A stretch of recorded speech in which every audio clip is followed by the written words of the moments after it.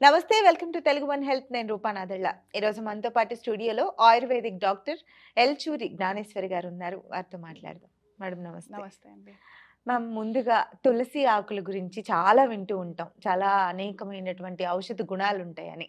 ఎలాంటి ఉపయోగాలు ఉన్నాయి దానివల్ల మనకి? యాక్చువల్లీ తులసి వల్ల మీరు రెమెడీస్ తెలుసుకునే ముందు మన పురాణాల్లో ఏం చెప్తారంటే తులసి ఆకు అనేది ప్రతి ఇంటి ముందు ఉంటే చెట్టు అనేది మీకు నెగటివ్ ఎనర్జీస్ రాదు. ఫస్ట్ ఆఫ్ ఆల్ ఓహ్! అన్ని పాజిటివ్ ఎనర్జీస్గా ఉంటాయి కాబట్టి ప్రతి వాళ్ళు ఇంటి ముందు ఒక తులసి చెట్టు పెట్టుకోవడం చాలా మంచిది. దాంతోపాటు ఇంకా రెమెడీస్ చేయాలి అంటే మీరు ఇంటర్నల్గా రెమెడీస్ ఉన్నాయి, ఎక్స్టర్నల్గా రెమెడీస్ ఉన్నాయి. చిన్న పిల్లలకి దగ్గుంది, జలుబుంది అలాంటి వాళ్ళకి మీరు రసం తీసేసి తేనెతో మిక్స్ చేసేసి తాగడానికి ఇవ్వచ్చు. లేదా అలాగే నవ్వుడి తినేస్తారన్నా అలాగే చ్యూ చేసుకొని కూడా తినొచ్చు వాళ్ళు. ఇంకా మీకు ఏదైనా ఇన్సెక్ట్ బైట్ అయింది, లేదంటే ఏదో పురుగు కుట్టిందనుకోండి, తులసి పేస్ట్‌తో కొంచెం పసుపు మిక్స్ చేసేసి అక్కడ ఎక్కడ కుట్టిందో ఆ చోటకి రాసేస్తే ఆ ఇన్ఫెక్షన్స్ కూడా తగ్గిపోతాయి. ఓహ్! ఆ పెయిన్ కూడా. అవును. పెయిన్, స్వెల్లింగ్ ఏదున్నా తగ్గిపోతది మీకు.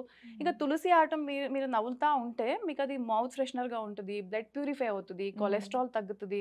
బీపీ తగ్గుతది మీకు. ఇవన్నీ అసలు తులసి ఆకుతో మీకు చాలా ప్రయోజనాలు ఉన్నాయండి.